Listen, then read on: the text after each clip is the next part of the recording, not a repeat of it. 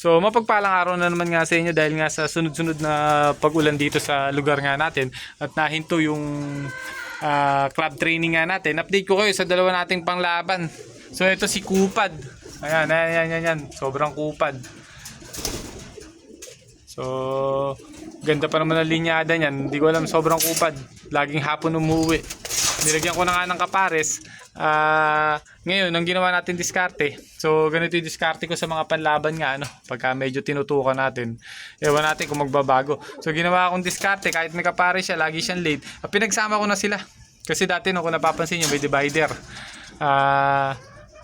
Mukhang magkakawan ay pa yata, Ayan, So, agapan natin yan. Papahira natin ng malupitang pampahid yan. So, ang ginawa ko ang diskarte sa kanila, tinanggal ko na yung divider. Ayan. Pinagsama ko na. Titingnan ko pagka nag-itlog, papalitan natin ng fake eggs. Titingnan natin kung bibilis umuwi yung babae nating kalapate. So, malalaman natin kung effective yung magiging diskarte nga natin sa kalapate nga natin. Ayan. So, tapos medyo dinamihan ko yung pagkain niya.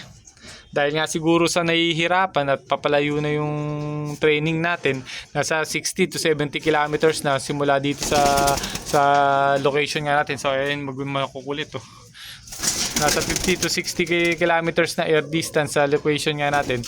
Siguro nahihirapan, baka yun ang kumbaga kayo na bahala sa kalapati nyo kung ano sa tingin nyo makakabuti. So yun ang tingin ko kasi makakabuti sa kanya dahil para siguro nabibitin siya sa lakas or sa stamina, kaya nagdagdag tayo ng pagkain.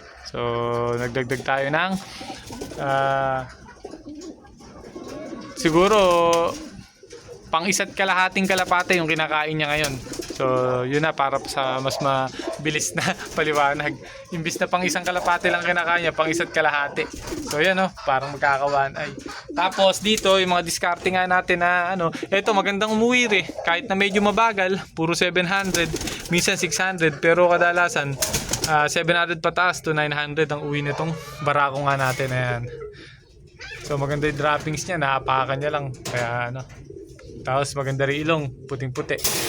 So ginawa natin diskarte, tapos napakatapang na to. Ayan, So sumusugod. So nilagyan natin ng kapares.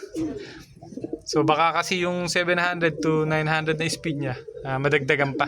So ganoon lang diskarte nga natin sa mga kalapati nga natin. Pagka tinututukan natin, talagang pag gusto nating manalo sa pooling, so testing natin kung bibili, sasali tayo sa pooling. Pero pagka walang effect or hindi effective yung ginawa natin, so pound derby lang talaga yung mga kalapati nga natin na to. So nilagyan natin ng kapares para kung sakali magkaroon ng inspirasyon. Medyo bata pa kasi nasa 2 months pa lang mahigit yan. Pinilit ko lang ngayong summer kasi namatayan tayo ng kalapati na pang summer.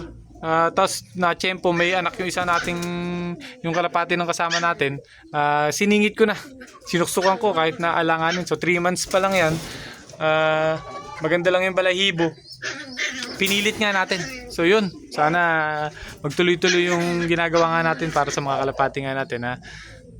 Medyo tinututukan ko naman to kahit na talagang minsan napapakain ko alas 6 na, alas 6:30 iniilawan ko. So at least 2 beses pa rin sila sa isang araw kumain. Nalilate kasi kung minsan na uwi galing sa pwesto or sa trabaho. So yun, hanggang dito na lang guys yung video nga natin. Ingat kayo guys, God bless.